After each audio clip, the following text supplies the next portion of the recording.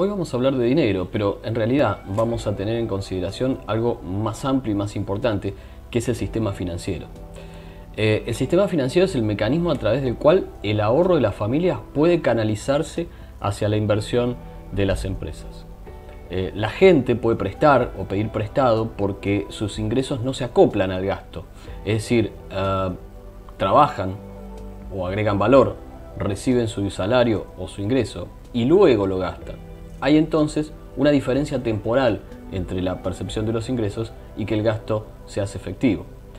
Ahí en el medio aparece el sistema financiero y las actividades relativas a las finanzas tienen lugar en el sistema financiero. El sistema financiero incluye a los mercados, incluye a las empresas e incluye otras instituciones que toman decisiones financieras de las familias, las empresas y los gobiernos.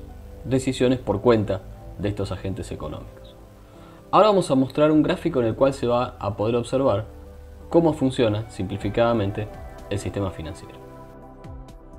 El sistema financiero lo podemos describir esquemáticamente de la siguiente manera. Por un lado tenemos familias que ahorran, recordar el concepto del ahorro, y empresas que desean realizar inversiones, es decir, comprar bienes de capital para producir otros bienes. Estos dos agentes económicos, los que ahorran en las familias y los que invierten en las empresas, se van a encontrar a través de intermediarios financieros como por ejemplo los bancos, que son los que canalizan la siguiente operatoria.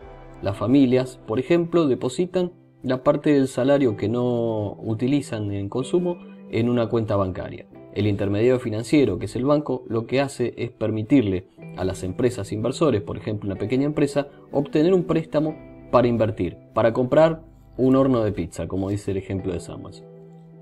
Los bancos entonces los intermediarios financieros cumplen esta función de acercar a los que ahorran con los que invierten, porque canalizan esos fondos que no se utilizan para el consumo y se los prestan a los que desean realizar una inversión.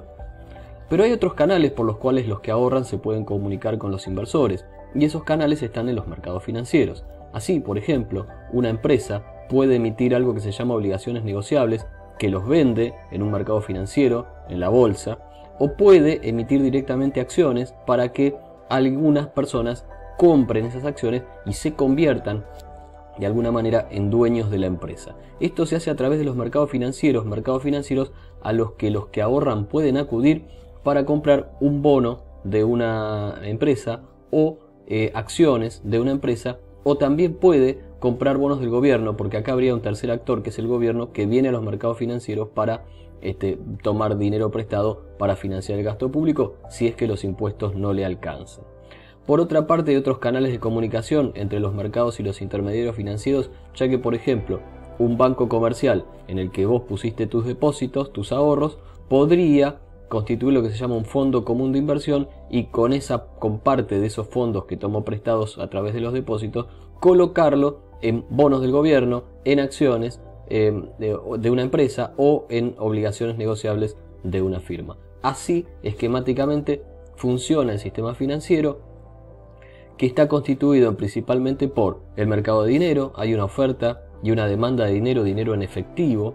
Hay los mercados de activos de renta fija, como son los bonos, se llaman de renta fija porque vos, cuando compras un bono del gobierno, sabés cuánto y cuándo vas a cobrar. Si es un bono argentino, a veces no, pero bueno, eso es otra cosa. Los mercados de renta fija, te decía, los mercados de acciones de las empresas, que se denominan renta variable, porque vos comprás el activo y su precio puede subir o bajar, pero además no sabes cuántos dividendos te puede llegar a pagar. Y los mercados de divisas, donde se negocian las monedas de diferentes países, cosa que ya aprendimos en la unidad anterior. El sistema financiero entonces sirve para prestar y para pedir prestado, que esas son las actividades que tienen lugar en los mercados financieros a través de los intermediarios, como vimos recién. Las instituciones que proveen estos servicios y estos productos financieros se llaman intermediarios financieros: los bancos, las casas de cambio, las compañías financieras. Las instituciones financieras difieren de otras empresas, primeramente porque sus activos no tienen que ver con mercaderías para vender a nadie, sino que sus activos son financieros, y más allá de eso, en general, son ajenos, porque el dinero que presta el banco es el dinero que vos depositaste. Finalmente, los agentes financieros, los intermediarios financieros más importantes son los bancos comerciales. los bancos comerciales toman depósitos de las familias que ahorran y con eso prestan a las empresas o constituyen fondos que van a invertirse en los mercados financieros, pero terminan llegando indirectamente a aquellos que toman los fondos prestados. Los bancos tienen también una función adicional, que es que aunque no lo creas, crean dinero a través de un proceso de creación de dinero bancario que te vamos a explicar dentro de un ratito. Todos sabemos qué es el dinero, pero a veces es difícil de definir. En general le vamos a llamar dinero a cualquier cosa que sirve como un medio de intercambio comúnmente aceptado. El dinero que a vos te dan lo aceptás porque tenés la esperanza de que lo vas a poder usar para intercambiarlo por otra cosa y que alguien también lo va a aceptar como lo acabas de aceptar vos. Si vos supieras que eso que te están dando nadie lo va a recibir, directamente no lo aceptarías. Así que una de las cosas que tiene el dinero y que lo define es la aceptabilidad general. ¿Cómo empezó esta historia? Bueno, la idea es que si no existiera el dinero, habría que recurrir al trueque como se hacía en el pasado. Pero eso tiene un problema porque requiere la doble coincidencia de necesidades. Es decir, un sastre que quisiera hacer un asado debería encontrar un carnicero que quisiera tener un traje. Sería muy complicado eso y además sería difícil ponerse de acuerdo en acerca de cuántos trajes vale un kilo de asado. El dinero facilita esto y desenmascara el vendedor y el comprador, separa la transacción, nos permite identificar claramente quién está comprando y quién está vendiendo, simplifica las cosas. Y simplifica las cosas y permite la especialización, porque el sastre podrá dedicarse a hacer trajes y cambiarlos por dinero y tomará una parte de eso e irá a la carnicería a comprar el asado al carnicero que se especializa en vender la carne. La historia del dinero es muy larga, ha habido épocas de trueque, ha habido épocas en que se usaba cierta mercancía como dinero, el salario, vacas, la sal que se usaba para pagar el salario de los centuriones romanos, vacas, metales preciosos, hasta que en algún momento se empezó a acuñar la moneda a partir de la aparición de los estados nacionales. Ese es el nacimiento relativamente del dinero moderno que usamos hoy, que es el dinero papel. El dinero papel se desea no por sí mismo, porque no deja de ser un papel pintado, digamos, no tiene más valor que una figurita del álbum del Mundial de Fútbol en sí mismo, ¿no? Y se desea el dinero no por sí mismo, sino por las cosas que se pueden comprar con él. No se desea consumir directamente el dinero, sino que se usa, que se desea para deshacernos de él e intercambiarlo por cosas que nos brindan cierta utilidad. Incluso cuando se opta por guardar dinero, es valioso solamente porque después puede gastarse, no por la conservación del dinero en sí mismo, sino, fíjate lo que pasa en la Argentina y con los pesos que nadie quiere guardar. Para que el dinero sea tal, la historia del dinero la vamos a dejar acá, te vamos a dejar que vos profundices un poco más en la bibliografía y vamos a tratar de pensar cuáles serían las características que debería tener un bien para que funcione bien como dinero. Bueno, esas características son las siguientes. Primero, el bien tiene que ser duradero, no puede ser un bien perecedero, no se puede fumar, no se puede derretir, no puede desaparecer. El hielo no sería un buen dinero porque no podés conservarlo en el estado en el que está, se derrite. El dinero tiene que ser transportable, es decir, puedo ir de un lado para el otro con el dinero sin que eso signifique una complicación. Imagínate en la época en que se usaban vacas como dinero, tomar un colectivo para dirigirte hacia determinado lugar y llevar tu dinero con vos. Difícil. El dinero tiene que ser divisible también, es decir, que puede fraccionarse en submúltiplos de manera tal de que fácilmente podamos contar con fracciones más pequeñas. Centavos, billetes más grandes, billetes más pequeños. El dinero tiene que ser homogéneo, es decir, que cada pieza tiene que tener el mismo valor. Es decir, un billete de 100 pesos tiene que valer lo mismo que otro billete de 100 pesos. Pero además, un billete de 200 tiene el mismo valor que dos billetes de 100. De ahí la homogeneidad del dinero. Y finalmente, de oferta limitada. No puede crecer hasta el infinito, debe tener un tope final. Dicho esto, te vamos a decir ahora que el dinero se define por sus funciones en economía. Cualquier cosa que cumpla las 4 funciones, 4 que te vamos a mencionar ahora, es considerado dinero. Si no cumple las 4, cumple algunas pero no todas, entonces no le vamos a llamar dinero. En principio el dinero es un medio de cambio, esa es su primera función. La función de medio de cambio tiene que ver con que puede usarse para intercambiarse por mercancías y usarse como medio de pago, es decir, cancelar obligaciones. La segunda función es que el dinero es unidad de cuenta, es decir, en la escuela primaria te enseñan que no se pueden sumar peras con manzanas, eso está claro. Ahora, sí puede sumarse una medida homogénea de eso. Si expresamos las peras y las manzanas con su valor, ese valor sí puede sumarse. Y el valor de las peras y el valor de las manzanas se puede expresar en dinero. Es ahí donde el dinero se convierte en unidad de cuenta. De hecho, los balances de las compañías y un montón de cosas están expresados en dinero. También sirve como depósito de valor. Es decir, trabajás, cobras tu sueldo, mantenés el dinero y ese dinero que vos mantenés se permanece hasta que lo gastaste. Mientras más tuviste el dinero conservó el valor. Finalmente se usa como patrón de pagos diferidos. ¿Por qué? Porque vos podés expresar la equivalencia de capitales en el tiempo. Préstame 1000 pesos y te lo voy a devolver en 12 cuotas de 100. Ah, pero eso da 1200. Bueno, ahí está la tasa de interés. Entonces el dinero me sirve como un mecanismo para identificar la equivalencia entre los 1000 pesos que me prestas hoy y las 12 cuotas de 100 pesos que te voy a devolver en el futuro. El dinero funciona acá como patrón de pagos diferidos. Cualquier cosa que cumpla esas 4 funciones del dinero va a ser considerada dinero en economía. Si cumple algunas pero no todas, a veces le llamamos cuasi dinero. A lo mejor alguno te puede contar que en la Argentina una vez existió algo que se llamaba patacones, que funcionaba como si fuera dinero, pero no era dinero porque no era unidad de cuenta. Precisamente estaba expresado en términos de pesos y no de patacones. Vamos a hablar ahora brevemente de la demanda de dinero. Se refiere a por qué las personas demandamos dinero que mantenemos en efectivo. Para esto vamos a tomar la idea de los motivos para demandar dinero que fueron presentados por Keynes en la teoría general. Primero, las personas demandan dinero para realizar transacciones, porque necesitas dinero para pagar compras o transacciones de bienes y servicios que están programadas, ya que tus ingresos y tus gastos no se dan al mismo tiempo. Recordá que dijimos que usábamos el dinero para, digamos, de alguna manera transportar en el tiempo este valor que recibimos a cambio de nuestro trabajo y que lo tenemos bajo la forma de dinero hasta el momento de gastarlo. La demanda de dinero para transacciones depende del volumen de la renta. Cuanto mayor sea el volumen de renta de un país, mayor será el producto y entonces habrá un mayor número de transacciones. Por lo tanto, se supone que deberíamos demandar mayor cantidad de dinero.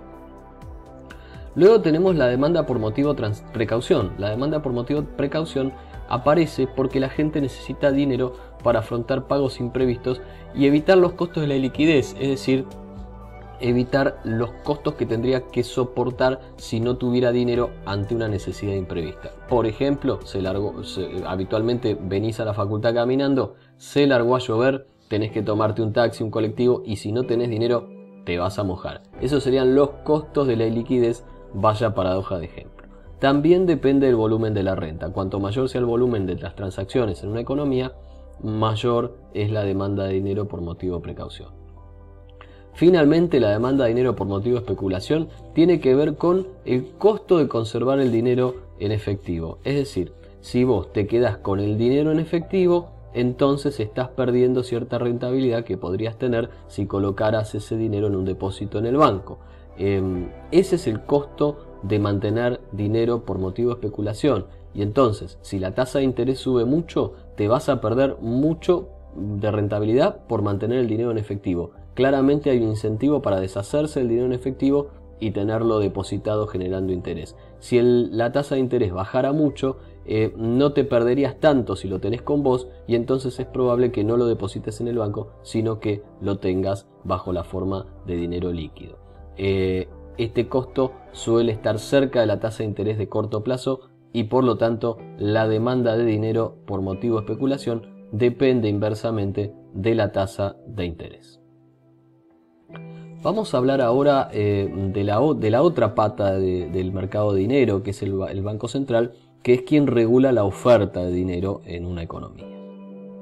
Básicamente, para saber qué es el Banco Central hay que ir a su Carta Orgánica, que es una ley de la Nación, donde se establece que el Banco Central es una entidad autárquica del Estado Nacional. Acá hay dos cosas. Primero, el dueño del Banco Central es el Estado Nacional. pero el Banco Central es una entidad autárquica. Esto quiere decir que tiene asignado un patrimonio y administra ese patrimonio que tiene. La misión del Banco Central era, hasta el año 2012, únicamente preservar el valor de la moneda. En el 2012 hubo una reforma de la Carta Orgánica donde se agregaron algunas funciones más, y parecería ser que la misión de preservar el valor y mantener una inflación limitada pasó a un segundo plano. Son funciones del Banco Central asesorar al Ministerio de Economía y al Congreso de la Nación y dictar normas reglamentarias del régimen de cambios y fiscalizar el cumplimiento. También el Banco Central es el organismo de aplicación de la Ley de Entidades Financieras, que regula el funcionamiento, la quiebra de los bancos, compañías financieras y casas de cambio. El Banco Central entonces tiene como funciones controlar las variables monetarias, controla, influye, modifica la cantidad de dinero, influye en la tasa de interés, rige o regula el sistema financiero porque regula los aspectos técnicos de funcionamiento de las entidades financieras, presta asistencia a entidades financieras en problemas. Si un banco tiene problemas de liquidez o de solvencia, el Banco Central puede salir a su rescate, inclusive puede intervenirlo o liquidarlo. Resguarda la solvencia del sistema financiero a través de unos sistemas de garantías y es como te decíamos hace un rato, la autoridad de aplicación de la Ley 21.526 de entidades financieras. Finalmente, establece las cuestiones técnicas que tienen que ver con establecer una moneda de curso legal, que si bien es una atribución del Congreso, de algún modo está delegada en sus aspectos operativos en el Banco Central, que es quien maneja estos aspectos, como cuál es la cantidad de dinero, cuál es la denominación de los billetes, su diseño y su puesta en circulación. Para tomar un poco de dimensión y entender algunas cosas, es razonable entender que como el Banco Central tiene un patrimonio propio que administra, porque es una entidad autárquica, es interesante mirar qué dice el balance del Banco Central. Básicamente, como todo balance, tiene dos lados. El lado de la izquierda contiene el activo, el lado de la derecha contiene el pasivo más el patrimonio neto. Si estás medio lejos de lo que es la contabilidad, te cuento rápidamente que el activo va a representar el conjunto de derechos y bienes que tiene la entidad, el pasivo son sus obligaciones y el patrimonio neto es la diferencia entre el activo y el pasivo. Es decir, todo el patrimonio, todos los activos que administra son o prestados por terceros o propios. Esa es la cuestión. El activo es igual al pasivo más el patrimonio neto. Lo que tengo menos lo que debo es lo que es realmente mío. Así se entendería de alguna manera. En el balance del Banco Central, del lado del activo, tenemos tres partidas que nos interesan. Sector externo neto, que son las reservas internacionales del Banco Central. Esto es la tenencia de dólares, euros u otras monedas extranjeras, divisas en general y oro monetario, amonedado. El sector financiero neto te mostraría los créditos que tiene el Banco Central contra los bancos comerciales cuando les prestó dinero por alguna razón. Es poco en la Argentina, no tiene gran incidencia esto. Sí tiene gran incidencia en la Argentina el sector público neto. Toda la emisión del Banco Central para prestarle al Tesoro de la Nación y financiar su gasto público recibe a cambio unos papelitos que son deuda pública, títulos públicos que se agrupan en esta cuenta que se llama sector público neto. Por supuesto que el Banco Central tiene otros activos, su edificio, sus cajas de seguridad, el tesoro, pero no vienen mucho al caso porque nos interesan básicamente estos tres componentes. Del lado del pasivo está el pasivo más importante que tiene el Banco Central, que es el conjunto de billetes y monedas que están en circulación. Todo eso que vos tenés en la cartera o en el bolsillo, billetes y monedas nominados en pesos, son para el Banco Central un pasivo. El Banco Central te debe algo a cambio de esos pesos que vos tenés. Ese circulante se divide en dos. Por un lado tenemos el circulante en poder del público y por otro lado el circulante en poder de las financieras. El circulante en poder del público es el que tenemos nosotros en los bolsillos, como se dice, en el bolsillo del caballero y la cartera de dama.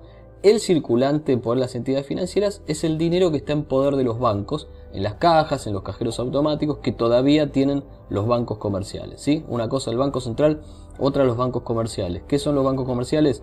Todos los bancos que están operando y que vos ves a diario, incluso Banco Nación, Banco Provincia, no importa que sean públicos o que sean privados. Otra cosa que está en el pasivo del Banco Central son los depósitos de las entidades financieras, es decir, dinero que los bancos comerciales depositan en el Banco Central como cierta garantía de cumplimiento de las reservas, que es algo que te vamos a explicar dentro de un rato. El circulante en poder de las entidades financieras más el dinero que han depositado las entidades financieras en el Banco Central es una especie de garantía que se llama reservas, que quiere decir que no han prestado todo el dinero que han recibido depositado, sino que han reservado una parte que sirve como garantía para devolver los depósitos eventualmente. La suma de todo esto se llama base monetaria. La base monetaria puede ser el circulante más los depósitos de las financieras en el central, o también, visto de otra manera, el circulante en poder del público más las reservas de los bancos comerciales. Vamos con algunas definiciones que nos van a ayudar a entender mejor lo que vamos a seguir viendo. Algunas tienen que ver con lo que acabamos de describir. Primera definición: base monetaria, circulación monetaria total más que es el poder del público más las entidades financieras más los depósitos de las entidades financieras en el Banco Central. Todo eso que estaba en el pasivo del balance. La oferta monetaria es el resultado de la creación de recursos monetarios efectuados por el Banco Central y la creación de dineros bancarios secundaria, que en un rato te vamos a explicar qué es. Los agregados monetarios es lo que se llama ciertos conceptos teóricos que van agregando cada vez activos menos líquidos para hacer lo que se considere dinero. Por ejemplo, M1 incluye el circulante en poder del público, los cheques cancelatorios, que es algo que no se usa mucho pero que existe, y las cuentas corrientes en pesos. Si a todo eso le agregamos las cajas de ahorro en pesos, llegamos a lo que se llama M2. Y finalmente, si a todo eso le agregamos todos los depósitos en pesos, inclusive plazo fijo, llegamos a M3. Son distintas definiciones que se usan en trabajos técnicos para definir cuánto es el volumen de dinero. M1, M2, M3, sabes que son agregados monetarios que van incorporando cosas que se pueden considerar dinero, pero que no son tan líquidas como los billetes que circulan, sino que van incluyendo también ciertos depósitos. Se le llama dinero fiduciario a la emisión primaria de dinero, es decir, la que sale del Banco Central, los pesos y los billetes, y las monedas que están circulando por ahí. Dinero bancario es en cambio el resultado de un proceso de multiplicación secundaria de dinero que te vamos a explicar en un ratito y que realizan los bancos en el sistema financiero.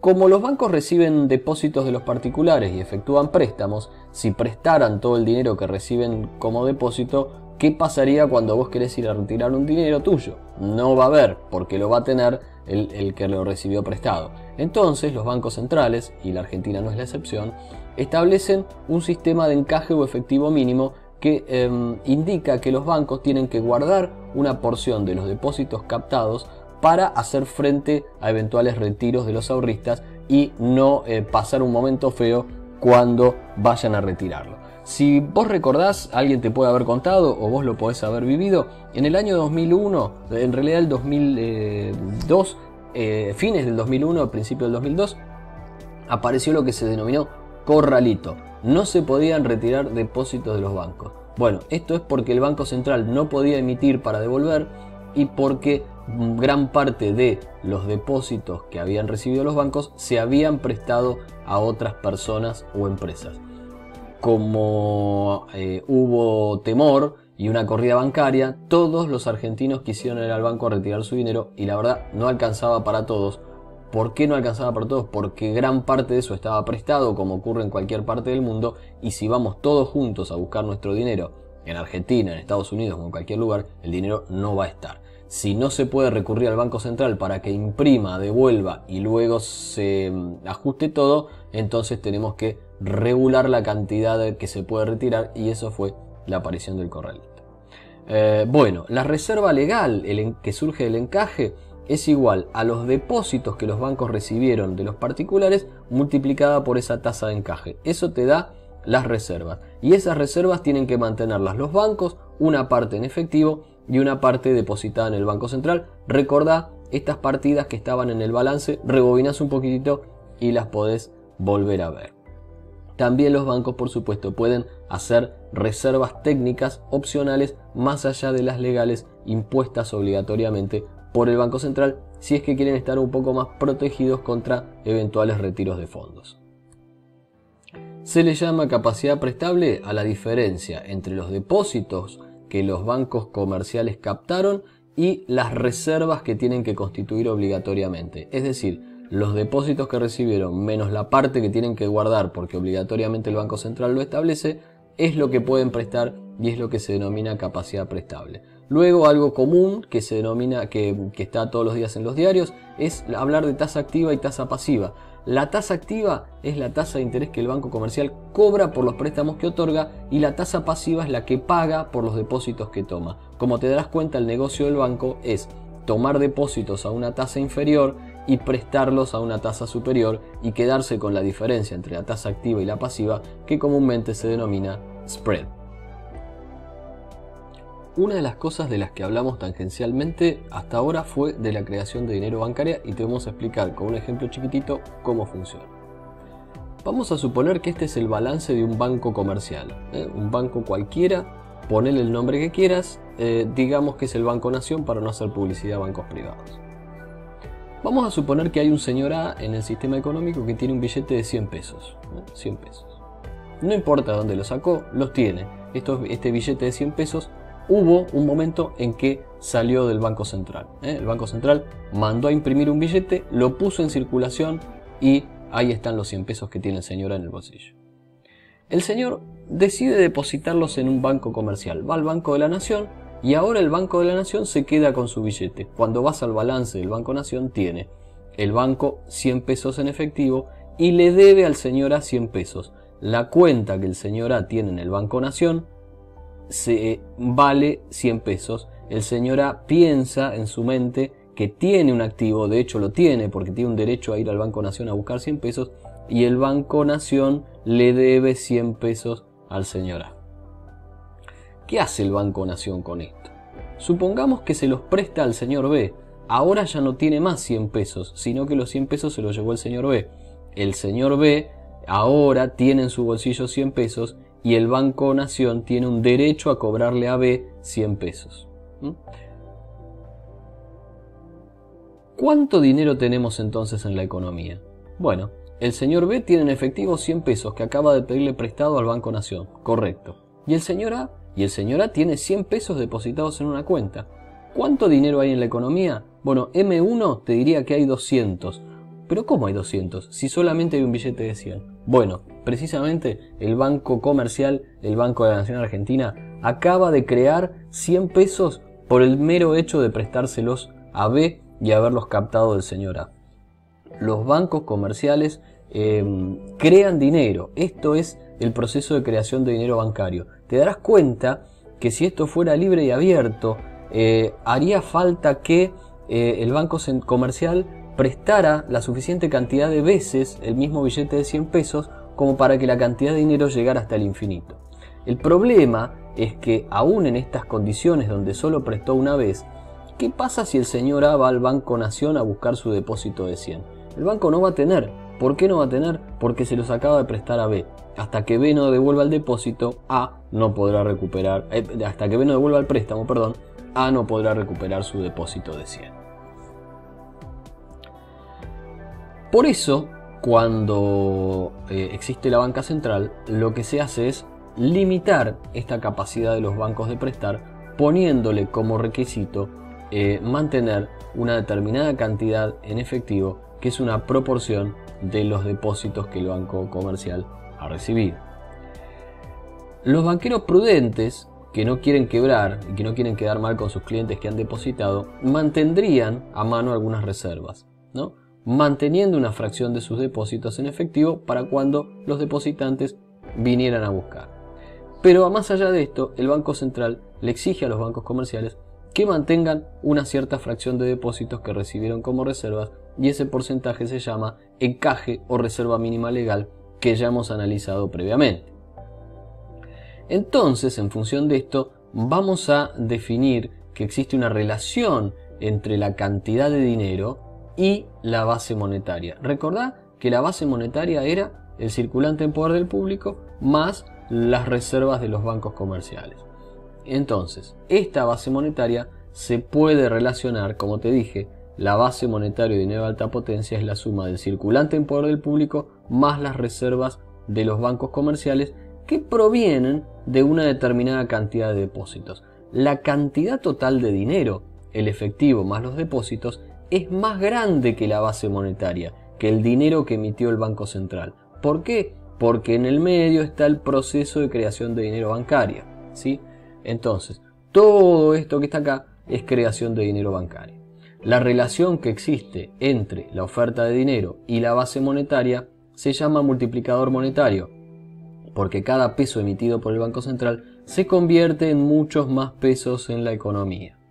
Ese multiplicador monetario es mayor que 1 y depende de cuál sea la fracción de reservas que tienen que mantener. Pensemos, si el Banco Central aumenta la tasa de encaje, entonces los bancos tienen que mantener más reservas, pueden prestar menos y como pueden prestar menos crean menos dinero bancario. Si crean menos dinero bancario, la cantidad de dinero se achica y el multiplicador también, porque es menor la relación entre la oferta de dinero y la base monetaria.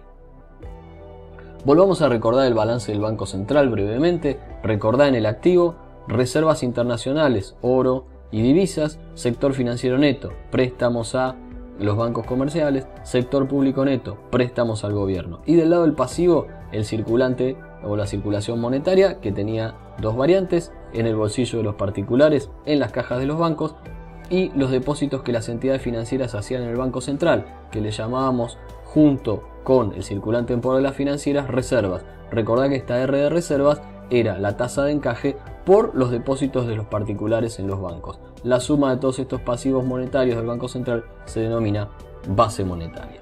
La emisión o base monetaria tiene por objetivo comprar reservas, prestárselas a los bancos o prestárselas al gobierno o adquirir en el mercado abierto títulos públicos. Aquí es donde aparece la idea de la política monetaria que puede hacer el Banco Central a través de los instrumentos que tiene disponibles. ¿Cuáles son esos instrumentos? Bueno, hacemos una lista. Primero, el efectivo mínimo, el encaje, la reserva legal. Esto limita la capacidad de creación de dinero bancario y de expansión secundaria de los bancos. ¿Por qué? Cuando el Banco Central fija una tasa de encaje más alto, controla directamente la liquidez bancaria y debe los bancos comerciales tener más dinero reservado en efectivo, pueden prestar menos y se reduce la capacidad prestable y con ello puede crear menos dinero bancario y por lo tanto la oferta monetaria se reduce. Otras operaciones que pueden hacerse y manejar es la tasa de redescuentos. Esto la verdad es que no se utiliza demasiado. Los redescuentos son unas operaciones que los bancos comerciales pueden hacer contra el Banco Central a partir de redescontar algunos documentos comerciales o efectos que hayan podido descontar originalmente de sus clientes. Cuando la tasa de redescuentos aumenta, hay un menor incentivo para que los bancos comerciales descuenten documentos a sus clientes y entonces al descontar menos documentos hay menos operaciones de crédito, se reduce la creación de dinero bancario y por lo tanto se contrae la oferta monetaria. Otro instrumento que pueden utilizar son los adelantos. Los adelantos son préstamos que el Banco Central le otorga al sistema financiero y estos adelantos son la contrapartida de un aumento de la cantidad de dinero de alto poder o base monetaria, es decir, el Banco Central emite dinero recién impreso para prestárselo a los bancos a través de un adelanto. En la medida en que el Banco Central aumenta la tasa de interés por los adelantos que les da a los bancos comerciales, hay menos incentivo de los bancos comerciales a pedirle prestado al Banco Central y por lo tanto a crear menos dinero bancario. El Banco Central también puede hacer operaciones de mercado abierto, puede comprar o vender dólares, puede comprar o vender títulos públicos. Cada vez que compra un dólar o compra un título público, está entregando pesos a cambio de esa operación. Por lo tanto, está aumentando la cantidad de base monetaria y finalmente la cantidad de dinero. Cada vez que el Banco Central vende un dólar o vende un título público, está rescatando pesos a cambio de eso. Recordá que el dinero no es para el Banco Central un activo, sino que era un pasivo. Entonces, cuando rescata pesos, está reduciendo su pasivo, está reduciendo la base monetaria y la cantidad de dinero en circulación y por lo tanto achica la oferta de dinero. También puede hacer operaciones de pase. Una operación de pase es una operación en la que hay una venta con un pacto de retroventa. ¿No es cierto? El Banco Comercial, por ejemplo, le vende al Banco Central un título público que va a ser recomprado en ese mismo momento, pero a futuro y a un precio mayor. Esta operación lo que produce es una expansión de la cantidad de dinero al momento de efectivizarla y cuando se cancela en el futuro una absorción de fondos. Es decir que una operación de pase cuando el Banco Comercial le vende al Banco Central un título público implica aumentar la cantidad de dinero y reducirla en el futuro cuando esa operación de pase se revierte. También el Banco Central puede afectar la cantidad de dinero sin tocar la base monetaria, actuando sobre la política de créditos. El Banco Central es quien fija las condiciones bajo las cuales los bancos le pueden prestar a particulares y empresas. Si endurece las condiciones, se restringe el crédito y al haber menos crédito hay menos creación de dinero bancario, por lo tanto habrá una reducción en la cantidad de dinero en la oferta monetaria final. Asimismo puede ablandar o relajar o hacer más laxas las condiciones de crédito, con lo cual lo que va a ocurrir es que va a aumentar la creación de dinero bancario porque habrá más préstamos y con la misma base puede haber más oferta. Finalmente, LEBAC ya no existen más, pero las LELIQ sí, son títulos de deuda emitidos por el Banco Central a cambio de una tasa de interés. El Banco Central, si ve que hay demasiado dinero en el mercado, puede absorberlo colocando estas letras que por supuesto tienen que pagar un interés para compensar el dinero que vuelve al Banco Central, pero cada vez que los pesos vuelven al Banco Central, como ya te explicamos, su pasivo se reduce y por lo tanto se achica la base monetaria, y si se achica la base, vía multiplicador, se achica también la oferta. Esto en general se llama esterilización monetaria y es una herramienta de regulación que tiende a contraer la oferta monetaria a partir de disminuir la base porque el Banco Central está recibiendo pesos a cambio de los papelitos que está entregando.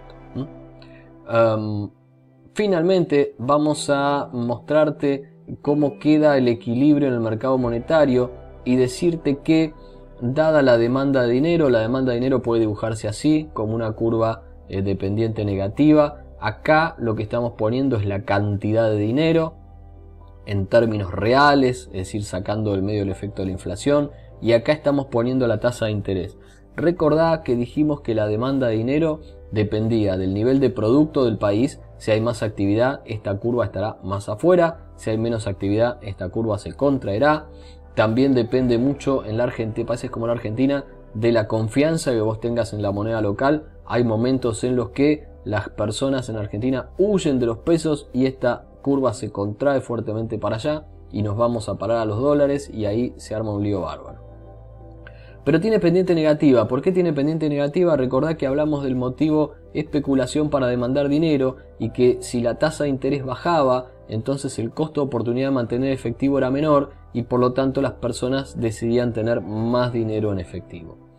Esta curva de demanda de dinero interactúa con la curva de oferta de dinero en función de la cantidad o el stock que el Banco Central ha regulado o dispuesto.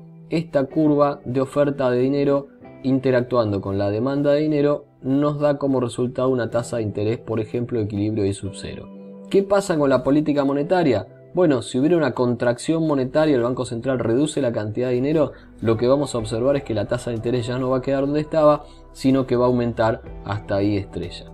La política monetaria consiste en trabajar sobre la cantidad de dinero. Esto era más que nada hace unos años. Hoy en general los bancos centrales, siempre la Argentina es un caso aparte, los bancos centrales trabajan sobre objetivos de tasa de interés.